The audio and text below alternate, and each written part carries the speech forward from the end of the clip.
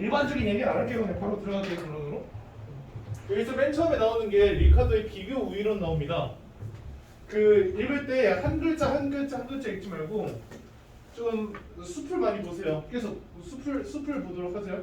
자, 리카르도라는 사람이 나오는데 리카르도라는 사람이 비교 우위론을 말을 했어요. 무슨 말인지 모르겠습니다. 비교 우위론이 뭐야? 그러니까 비교 우위론에 따르면 국제무역은 세계 전체의 생산을 증가시킨대. 그렇죠? 증가시킨대요.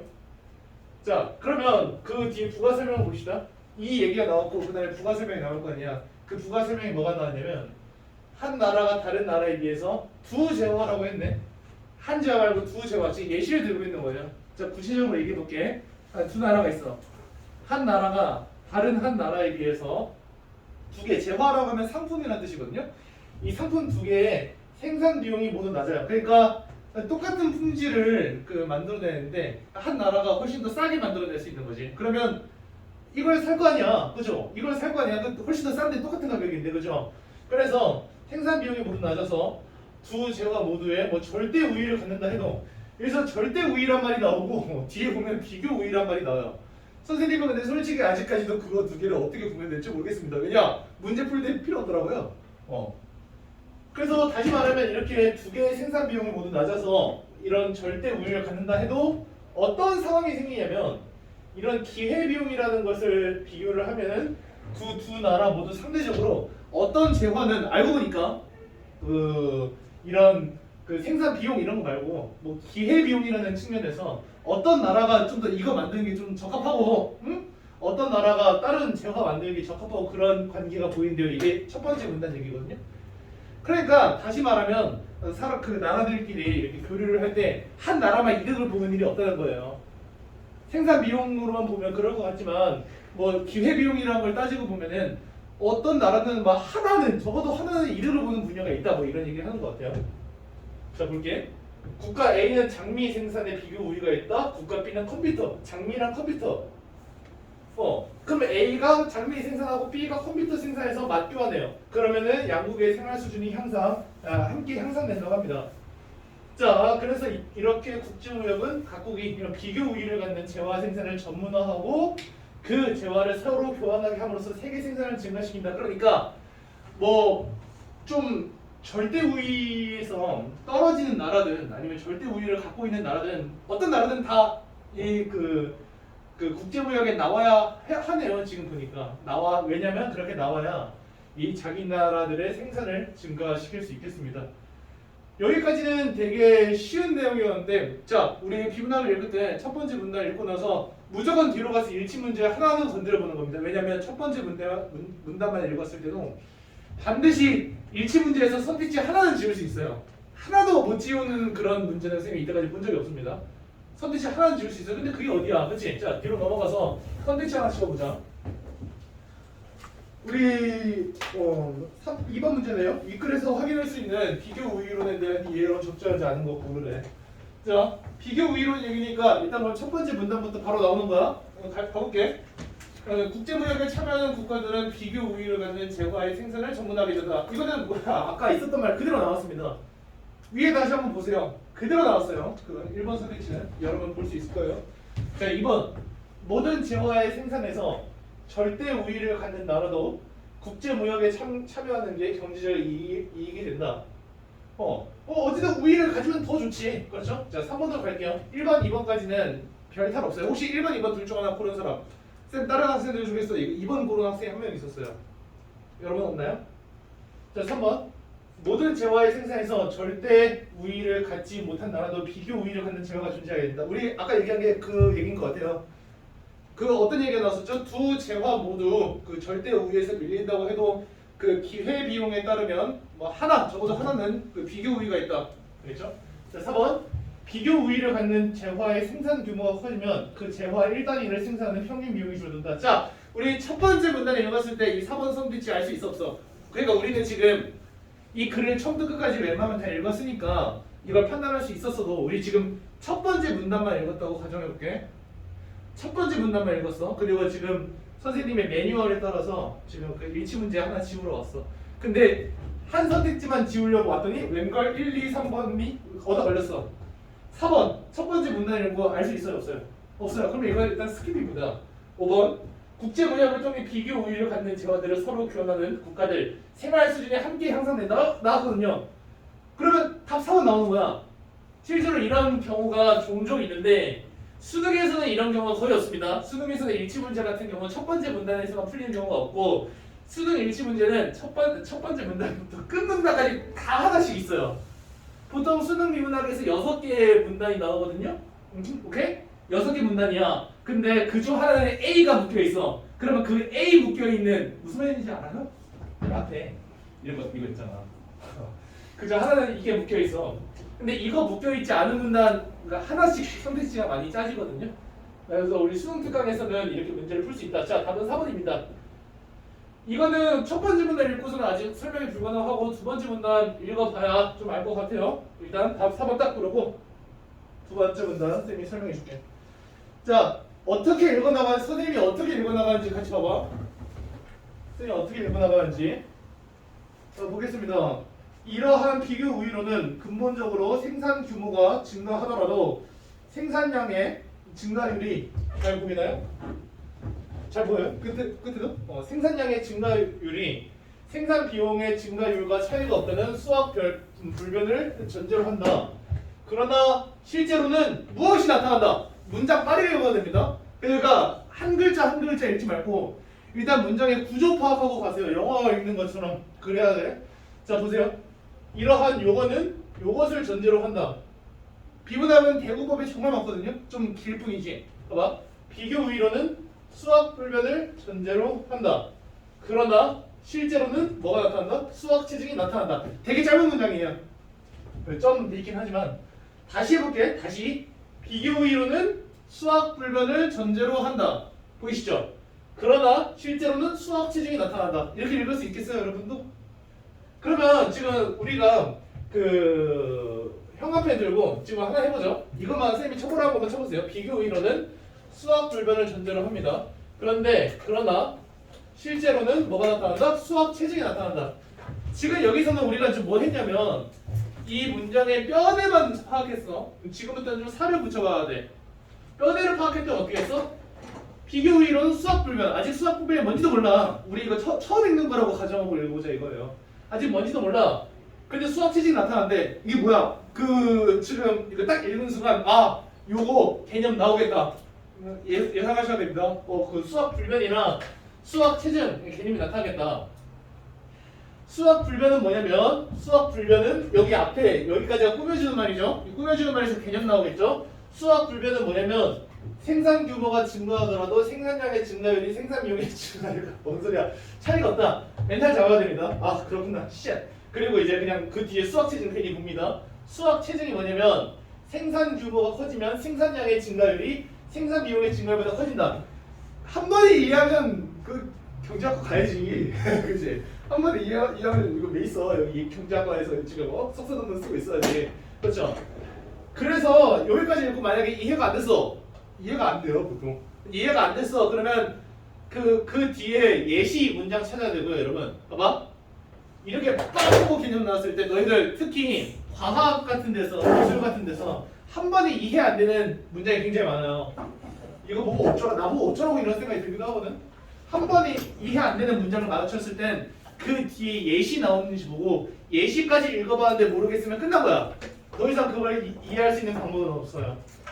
그러면 선택을 해. 이거 이해 못한 상태로 넘어갈 건지 아니면 다시 읽어가지고 이해를 할 건지. 근데 이거 읽어가지고 알 수 있나? 생산량의 증가율이 생산 비용의 증가율과 차이가 없다. 뒤에 읽어봅시다. 자, 이거 뒤에 예시가 보이죠? 어떤 재화를 일정 단위까지 생산하는 데 필요한 고정 비용의 10단위다. 아, 그래. 한 단위의 재화를 생산할 때마다 그 다음에 그 비용이 1단위씩 추가된대요. 그렇구나. 약간 그런 느낌인 것 같아. 우리가 인쇄를 하려고 프린터를 샀어. 되게 그 스케일이 거창해. 인쇄를 하려고 일단 프린터부터 샀어. 근데 인쇄 한 페이지 하는 데는 프린터 가격 플러스 한 페이지 종이값 그 정도겠죠. 두 페이지 하는 데는 프린터 가격 플러스 종이값 두 페이지짜리. 1000페이지 인쇄한다는 프린터 가격 플러스 종이값 1000장. 종이값이 얼마나 한다고?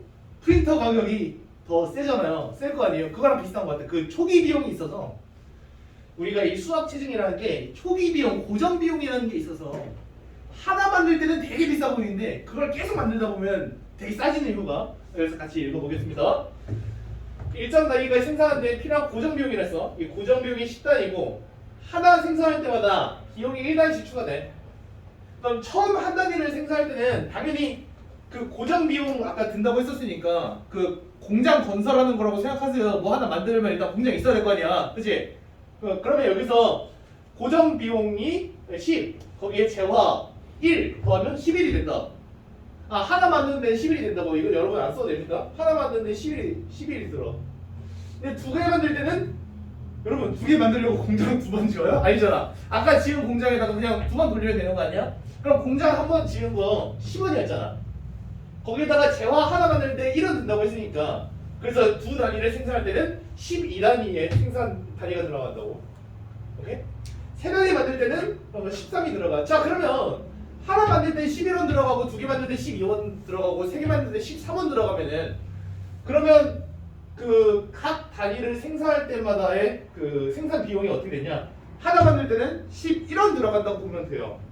아, 오랜만에 이 감성 느끼네. 손에 이거 묻는 감성. 와, 오 설마, 오 다행이다. 와, 진짜 오랜만이다 이 감성. 야, 그래 이거지. 쌤 이거 싫어가지고 그 실판으로 바꿔달라. 아니 그 분필로 바꿔달라고 했어요. 그래서 곧 분필로 바꿔주실 겁니다. 학원에서. 자, 그럼 봐봐요. 하나 만들 때 얼마 드냐라고 물었을 때 하나 만들 때 그 11단위가 된다. 두 개 만들 때는 그래서 6단위 나눈 거죠. 이거를 두 개로 나눈 거. 그다음에 세 개 만들 때는 몇이야? 4.33333 계속 줄어들어요. 11에서 6, 4.33333. 이게 무슨 소리냐? 이게 바로 수학 체증이 나타난 것이다. 여기서는 이해를 해야 된다는 소리야. 그 뒤에서부터는 본격적인 얘기 나옵니다. 지금은 이제 이해 안 하면 안 된다는 소리야. 다시 위로 올라갑니다. 생산 규모가 커지면 생산량의 증가율이 생산 비용의 증가율보다 커진대요. 말 좀 바꿔볼까요? 주어가 이거 넣어보자. 생산 비용의 증가율이 생산량의 증가율보다 어떻게 바꿔야 될까? 작아진다고. 이거 지금 어떻게 한 거냐면 봐봐 얘들아. 이거야. 봐봐. A가 B보다 크다. 이거 말 바꿔볼게. 이걸로. B가 어떻게 해야 돼? A보다 작다 하면 되잖아. 그치? 여기서 나타내고자 하는 게 뭐냐면 여기서 나타내고자 하는 거는 이거잖아. 그 생산량의 증가율이 생산 비용의 증가율보다 커진다. 좀만 바꿔보자. 생산 비용의 증가율이 생산량의 증가율보다 작다. 다시 말하면 한 단위 만드는데 11원 들었잖아. 그렇다고 해서 두 단위 만드는데 22원이 들 게 아니라는 거예요. 오케이? 왜냐? 봐봐. 이렇게 넘어가면 이거 곱하기 2를 한 거지. 근데 이렇게 넘어가면 이거 곱하기 2를 한 거보다 작잖아. 곱하기 2를 하면 22가 아닌? 그치? 2를 한 거보다 작잖아. 이런 게 바로 수학 체증이라는 겁니다. 많이 만들면 많이 만들수록 원래 고정 비용이 있으니까 그 한 단위를 생산할 때 그 생산 비용이 줄어든다. 이 소리입니다. 아시겠죠? 자, 그러면 수학 불변은 뭐냐? 수학 불변은 증가율이 생산량의 증가율이 생산 비용의 증가율과 차이가 없다. 이런 말도 이제 익숙해지셔야 돼요. 앞으로 8개월 동안 8개월이면 충분히 익숙해집니다. 그 8개월뿐만 아니라 내신까지 하실 분들도 이런 말들은 익숙해져야 됩니다. 자, 생산량의 증가율이라고 하면은 그 2배로 생산을 해. 그러면 생산 비용이 2배로 든다는 이론이에요. 얘들의 문제는 뭐냐면 그러면 공장도 2배로 짓는다는 소리거든. 지우개 하나 만들려고 공장을 지었다고 생각해봐. 그럼 지우개 2개 만들려고 공장 2개 짓는다는 소리야. 그러니까 좀 한계가 있는 이론이죠. 그래서 봐봐. 비교 이론은 수학 불변을 전제로 합니다. 오케이? 그러나 실제로는 수학 체증이 생깁니다. 여러분, 그러면 비교 이론은 수학 체증을 설명하지 못하는 이론입니다. 이거 이해돼요? 다시. 비교 이론은 수학 불변을 전제로 합니다. 오케이? 근데 실제로는 수학 체증이 나타납니다. 불변이 뭔지 체증이 뭔지 빨리 머릿속에서 정해봐. 불변은 그냥 그 생산 비용 똑같이 올라가는 거. 수학 체증은 이거 처음에 들어간 고정 비용 생각해서 똑같이는 안 올라가는 거. 그러니까 비교 우위론은요 이런 수학 체증을 설명하지 못하는 이론이다 이거예요. 알겠죠? 좋아. 그래서 우리가 아까 그 문제 답이 나오는 겁니다. 지금 다시 가서 설명하지 않을게요. 자, 우리 다음 문단 가보자. 미국의 제조업 벨트 형성, 이게 그 사회문화에서 두 번째로 어려운 지문이에요. 첫 번째로 어려운 지문은 여러분 그거 풀다가 지금 그 머리 탕 터질 것 같아서 매너 했습니다. 그 다음으로 가 있어. 이게 제일 어려워요. 다음 주에. 미국의 제조업 벨트 형성이래. 제조업 벨트 형성에는 이런 수학 체증이 중요한 요소로 작용하고 있는데 그런데 읽어볼게. 폴 크루그먼이라는 사람이 있어. 마음에 안 들어. 자, 지리적 집중 모형 이론은 새로운 방식으로 이를 설명하고 있다. 보통 두 번째 문단까지 읽으면 윗글에 대한 설명으로 적절한 거 문제 풀 수 있습니다. 쌤이 보여줄게. 자, 이거 윗글에 대한 설명으로 가장 적절한 거 이거 보통 두 번째 문단까지 읽고 쇼부 치셔야 됩니다. 그냥 안 보이면 찍으세요. 두 번째 문단까지 읽고 나서. 알겠죠? 그러면 끝까지 읽어도 모른다는 소리야. 자, 보자. 경제학 이론이 발전해온 과정과 앞으로의 발전 방향을 제시하고 있다. 경제학 이론이 발전해온 과정 뭐가 마음에 들어? 수학 불변에서 수학 시즌 그러네? 마음에 들어. 두 경제학자의 핵심적인 이론을 제시한 후 폴 크루그만 나왔는데 그 앞에 그게 없어. 그 뭐라고? 비교 우위론의 그 경제학자의 이름이 안 나왔어요. 1번 경제 현상을 설명하는 이론들의 근본적인 함토를 검토하고 있다. 뒤에서 가보면 지리적 집중 모형의 한계가 검토가 안 되고 있습니다. 자, 5번 관점이 다양하지 않습니다. 자, 그래서 답은 4번인데 어떻게 되느냐? 기존의 이론과 부합하지 않는 경제 현상. 오 쉣.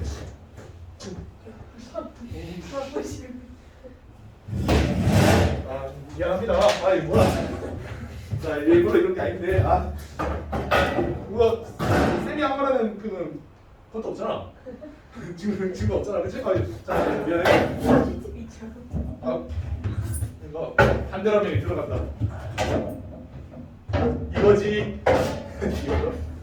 이러면 내가 했다는 증거가 없어. 자, 기존의 이론이 뭐냐면 여기서 나오는 기존의 이론이 바로 뭐겠습니까? 기존의 이론, 원래 있었던 이론, 제일 앞에서 소개된 이론이 뭐야? 비교 우위론이잖아, 그렇지? 비교 우위론에서 부합하지 않는 경제 현상, 이게 뭐라고? 수학 체증. 수학 체증이 일어나는 현상을 새로운 모형으로 제시하고 있다. 새로운 모형이 뭐지? 지리적 집중 모형입니다. 오케이? 그래서 답이 4번이 나오는 거야. 아시겠죠? 좋아요. 계속 읽어보겠습니다. 이거 재밌어. 그 뒤에 표 나오는 부분 보면은. 자, 갈게. 지리적 집중 모형은 공돌에서의 수학 체증, 그 다음에 수송비, 수요라는 세 요소의 상호작용에 기초한대요. 잘 집중해서 잘 따라보세요. 다른 생각 아무것도 하지 말고. 봐봐. 동쪽과 서쪽이라는 오직 두 생산이 있지만 존재. 여기다가 해볼게. 동쪽이 있고 그 다음에 서쪽이 있어요. 5분 뒤에 떠올리죠, 그렇지? 자, 동쪽이 있고 서쪽이 있어. 이게 두 생산 입지야. 생산 입지가 무슨 뜻이냐면 그 생산할 수 있는 곳 그런 거 같아요. 농산물과 공산품이라는 두 가지 생산 물만 있다. 그러니까 갑자기 뜬금없이 그 광석 해고 그런 사람들이 안 나타난다는 거예요. 오케이? 그러니까 농부는 농부, 노동자면 노동자 둘 중 하나라는 겁니다. 모든 국민이 오직 이 두 가지 생산에 종사하고 있다. 집중해봐. 농산물은 토지를 이용해서 생산되는데 읽어볼게. 농부의 수는 양쪽의 토지에 비례해. 뭔 소리야? 다행이다. 이 나라는 동쪽과 서쪽의 토지량이 동일하네. 총 노동력의 60%를 차지한 농부가 양쪽에 균등하게 분포되어 있대. 총 노동력이 그래서 뭔데? 총 노동력이. 어쨌든 농부가 몇 프로? 60%. 양쪽에 균등하게 분포한대. 그러니까 30%씩 지금 뿜빠이 한 거야. 알겠죠? 좋아. 공산품은 동서 어느 한쪽, 양쪽에서 생산될 수 있다. 북쪽은 없네요. 미안합니다. 자, 어느 한쪽 입지에서 생산된다면 다른 쪽에 공급하기 위한 수송비가 발생한대. 양쪽 입지에서 모두 생산된다면 수송비는 들지 않아. 근데 고정 비용이 두 배가 돼. 양쪽에 공장 넣어야 되니까. 근데 왜 그쪽 애들한테는 수송비가 안 들어? 애들이 와서 가져가나? 공장에? 어쨌든 수송비가 안 든대요. 같은 애들한테는, 오케이? 같은 애들한테는 수송비가 안 들어. 자, 볼게요. 공산분 1단위당 수송비용은 1단위. 좋아요. 선생님 해볼게. 수송비용이 1단위야. 1단위야. 자, 그 다음에 고정비용. 공장 설비를 갖추기 위한 거래요. 고정비용이 지금 몇 단위? 써져 있잖아. 몇 단위? 그렇지, 그렇지. 4단위.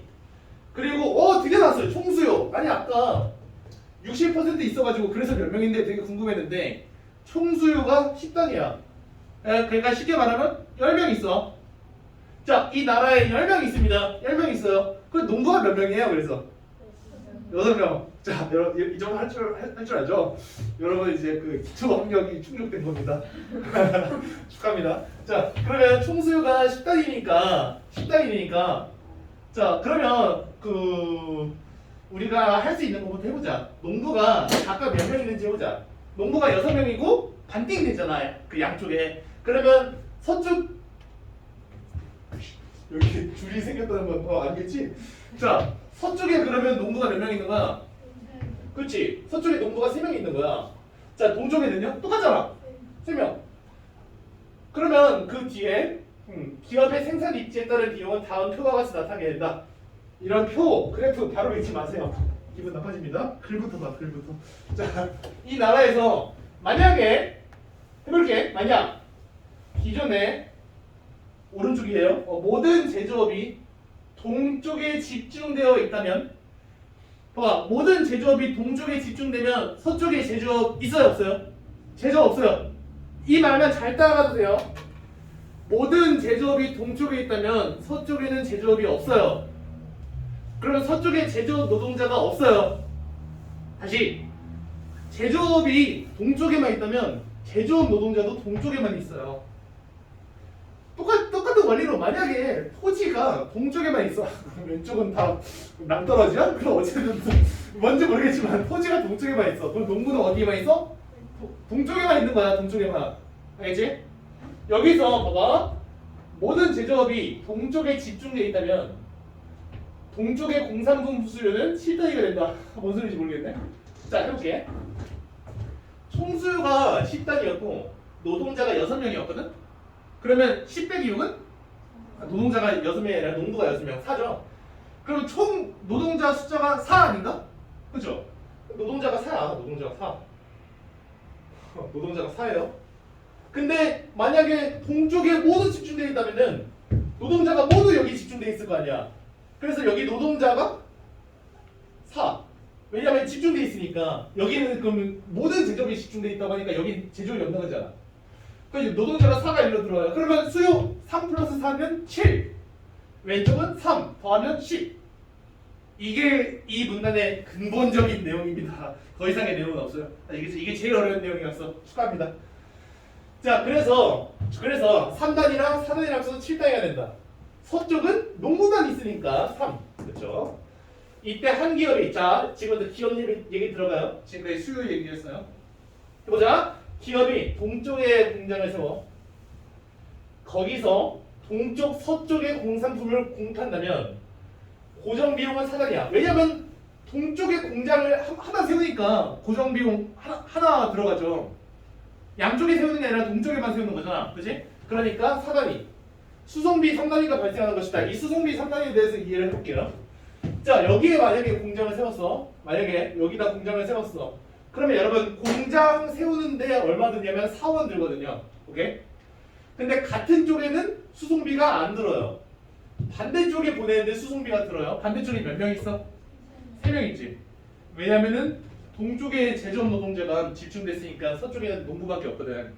그래서 여기서 3명 있죠? 그러면 수송비가 몇 들어? 몇? 3. 반대쪽에 있는 사람 숫자 말하시면 됩니다. 아주 간단해요. 아시겠죠? 자, 그러면 여기서 4 플러스 3 하면은 그러면 얼마가 드냐라고 하면은 고정비용 4랑 수송비 3단위가 발생한다. 이렇게 되는 거예요. 알겠죠? 근데 만약에 공장이 좀 계산을 잘못했어. 그래가지고 공장을 왼쪽에 만들었어. 그러면 어떻게 되냐? 공장 만드는데 4원 들죠? 여기 몇 명 있어 아까? 7명 있어. 왜냐면 오른쪽에 지금 다 집중돼 있잖아. 자, 그러면 이 7명 있으니까 수송비가 7원 듭니다. 자, 그러면 4 플러스 7 하면 11원이 나오는 거예요. 아시겠죠? 또한 그것은 동쪽과 서쪽 양쪽에 공장을 세우는 것보다 유리해. 아예 나 수송하기 귀찮아. 택배 싸기 귀찮아가지고 그냥 거기다 양쪽에다가 공장을 만들기로 해버렸어. 그러면 요거 사원 요거 사원 수송비는 안 되는데 8원이 들죠. 그러면 비교를 해보자면 동쪽에 모든 게 집중이 돼 있으면은 동쪽에 공장을 세워야 7원, 양쪽에 세우면 8원. 개시장 많이 웨이 하고 이제 서쪽에 세우면 11원. 그래서 동쪽에다 세우는 게 가장 기업의 합리적인 선택이라는 겁니다. 오케이? 제일 어려운 부분 지나갔어. 그래서 그 다음에는 뭐 미국에서 뭐 이런 일이 있었다. 뭐 이제 옛날 얘기하고 끝납니다. 우리 한번 3번 문제 해볼게.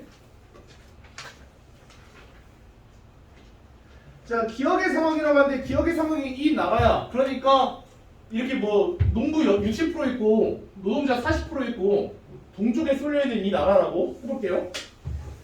기존의 제조업이 집중되어 있는 곳은 그렇지 않은 곳보다 공산품에 대한 수요가 더 많이 존재한다.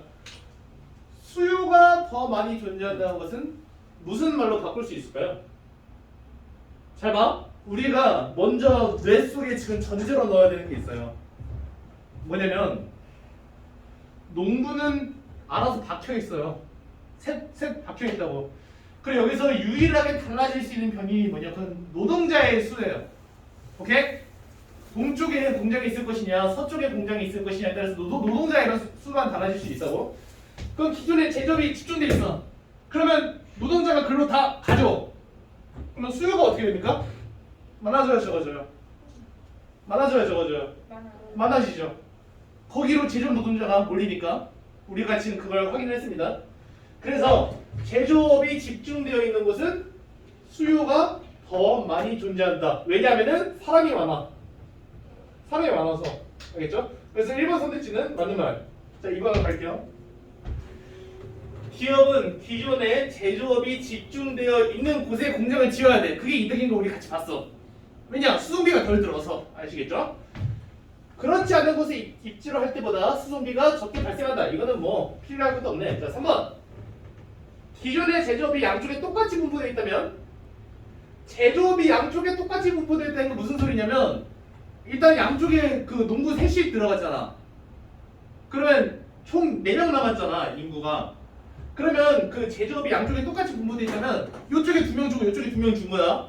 양쪽에 인구 똑같지? 그러면 수송비도 똑같잖아. 오른쪽에서 5명한테 주나 왼쪽에서 5명한테 주나 수송비는 똑같단 말이야. 자, 그럼 여기서 그 얘기야. 동쪽과 서쪽 어디를 입지로 하더라도 수송비가 동일하게 발생한다. 왜냐면은 양쪽에 똑같이 분포되어 있다면 그 인구수가 같으니까. 인구수가 같아서. 이건 왜 빨간색이고 검은색인가요? 지금 잡힌 게 이거예요. 아시겠죠? 인구수가 같아서. 그래서 동그라미입니다. 우리 지금 사회문화, 수특 사회문화에서 두 번째로 어려운 지문을 같이 해나가고 있어요. 자, 4번. 기존의 제조업 분포 상황과 무관하게 기업은 양쪽을 입지로 하는 것보다 동쪽과 서쪽 어느 한쪽을 입지로 할 때 공산품 생산을 위한 고정비용이 적게 발생한다. 왜 너희들이 이걸 많이 골랐냐면 이거 틀린 말이다. 이거는 맞는 말이거든. 왜 너희가 이걸 많이 골랐냐면 그동안의 경험으로 인해서 무관하게 이런 말 있으면 왠지 틀린 것 같아. 그래서 이것들 많이 골랐어. 봐. 지금은 고정비용 얘기하는 거지 수송비 얘기하는 게 아닙니다. 자, 고정비용은 그 공장 짓는 거야. 양쪽을 입지로 하면은 고정비용이 더블이야. 8원이라고. 근데 한쪽만 입지로 하면 여길 가든 4원이야. 그렇죠? 그러니까 양쪽을 입지로 하는 것보다 한쪽을 입지로 할 때 고정비용이 적게 발생한다. 이건 당연히 맞는 거예요. 이거 4원이냐 8원이냐의 싸움이야. 당연한 거야. 이거 당연한 거야. 자, 이거 다시 읽어보면 나와요. 이거 그 양쪽을 하면은 2배로 발생한다고. 5번 답이 5번이겠죠? 이거 어려워요. 5번 선택지 어렵습니다. 이 논리가 되게 중요하거든요. 이게 제일 어려워. 이 문제 세트에서. 자, 가볼게. 기존의 제조업이 서쪽에 집중돼 있다면 동쪽을 입지로 한 기업은 읽어볼게. 서쪽을 입지로 할 때보다 총 비용에서 공산품 생산을 위한 고정 비용이 차지하는 비중이 커진다. 비중 어떻게 계산하지 아세요? 총 비용에서 이게 차지하는 비중 어떻게 계산할까요? 어떻게 계산할 것 같아? 이거 그냥 센스로 풀려고 하면은 망할 수도 있어요. 이런 거는 그냥 한 번씩 세어보는 게 좋아요. 자, 비중이 커진대. 비중 어떻게 해야지요? 총 비용에서 공산품 생산을 위한 고정 비용이 차지하는 비중. 해볼게. 어렵다고 했다. 총 비용이 있고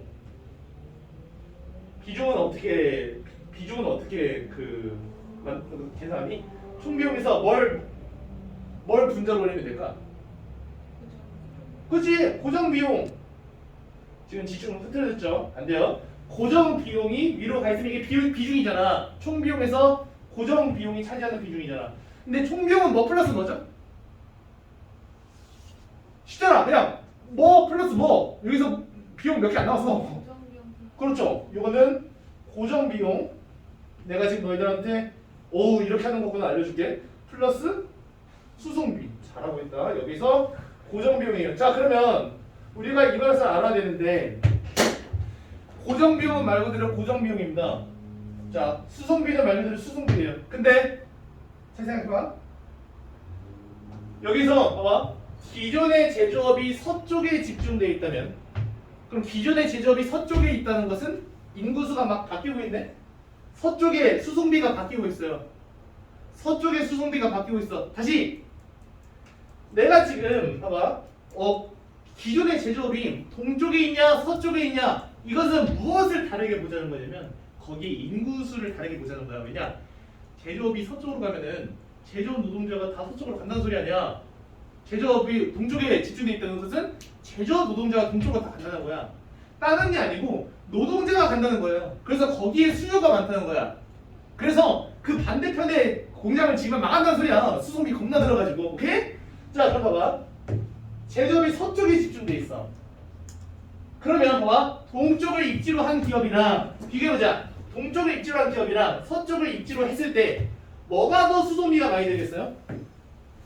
다시 서쪽에 집중돼 있어. 제조업 서쪽에 있어. 다 있어. 애들 다 서쪽에 있어. 그럼 나 수송비 적게 하려면 공장 어디 지어야 돼? 서쪽에 지어야 돼. 그치? 동쪽으로 지으면 수송비 겁나 들어. 그럼 얘기해볼게. 이거지? 식이 동쪽에 있는 놈이랑 서쪽에 있는 놈이랑 누가 더 수송비가 커? 다시 제조업이 서쪽에 있을 때 동쪽의 기업과 서쪽의 기업 중에서 누가 더 수송비가 많이 들어요? 동쪽에 있는 애들이 수송비가 많이 들어요. 왜냐? 애들이 다 서쪽에 있거든. 그치? 그럼 봐봐. 동쪽에 있는 기업이랑 서쪽에 있는 기업이랑 누가 더 수송비가 많이 든다고? 동쪽이 더 수송비가 많이 되잖아. 그치? 그럼 뭐야? 동쪽이 더 분모가 커져야 작아져요? 커지죠? 이거 진짜 어려운 말이니까 한 번만 들어봐. 이거 이해했으면 오늘 그냥 와 하면서 자도 됩니다. 자도 돼요 진짜. 동쪽에 있는 친구들이 수송비가 더 커져요. 분모는 더 커져요. 분모가 더 커진 거잖아. 전체 분수는 더 작아져요. 전체 분수가 무엇을 뜻한다고요? 비중을 뜻해요. 그럼 다시 수송비가 더 많이 드는 친구들이 어디 있는 친구들이야? 동쪽 친구야? 서쪽 친구야? 기업. 동쪽이지. 왜냐면 서쪽에 애들 다 갔다고. 그치? 그러면 동쪽에 있는 친구들이 분모가 크니까 비중이 작아지는 거야. 동쪽이 비중 작다. 동쪽이 비중 작다. 대내에서 동쪽이 비중 작다. 동쪽이 비중이 커진다. 아시겠습니까? 어렵죠? 이런 거 근데 이렇게 접근 못하겠다. 그러면 1, 2, 3, 4 소거하고 5번 가도 됩니다. 근데 이거 할 줄 알면은 이 스킬 할 줄 알면 얼마나 행복하겠어요. 이 스킬 그대로 쓰이는 게 이제 과학기술, 이거 사회문화죠. 과학기술 10강 뭐 비행기 나오는 거 있는데 거기에 이 스킬 똑같이 한 번 더 쓰입니다. 그때 가서 한 번 더 설명할게요. 이거 쌤 오늘 수업 지금 10시간째 하고 있는데 여러분들한테 지금 처음이지. 자, 이 제일 어려운 문제를 했습니다. A에서 E에 대한 설명을 적절하지 않은 거에 다 불러줄 테니까 틀렸으면 읽어보고 알아서 해. 자, 4번은 5번입니다. 왜 그러냐면 2라고 하는 게 한번 읽어보면 2라고 하는 게 총비용 11이거든.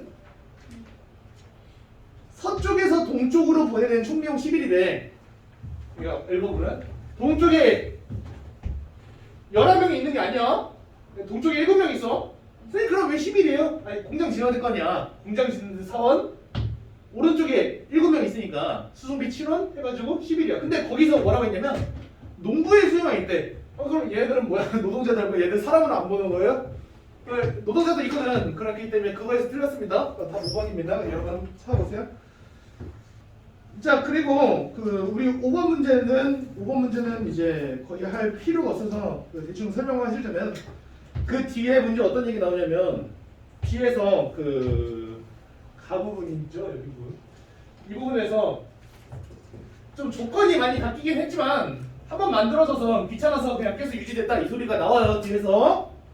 그리고 나서 그 이 문제 쿼티 문제를 읽어보면은 자 옛날에 뭐 기계의 팔이 뒤엉키지 않게 일부러 이렇게 설계를 했어요. 근데 더 새로운 방식이 나타나긴 했지만 귀찮아서 그냥 쿼티합니다. 답은 3번 보시면 됩니다. 만약에 틀렸으면 한번 읽어보세요. 제발 읽어보시고. 자 힘들지만 하나 더 할 겁니다. 하나 더 하고 쉬어요. 집에 가는 게 아니라 쉬는 거예요? 아니, 하나 더 하고요. 근데 심지어 우리 고3이잖아. 할 수 있지? 우리 유상증자랑 무상증자 같은 경우는 그 여러분 일단 답부터 부르겠습니다. 오늘 할 수 있으면 합시다. 그 답부터 부를게요. 1번부터 2, 4 1번에 2, 2번에 4, 3번에 2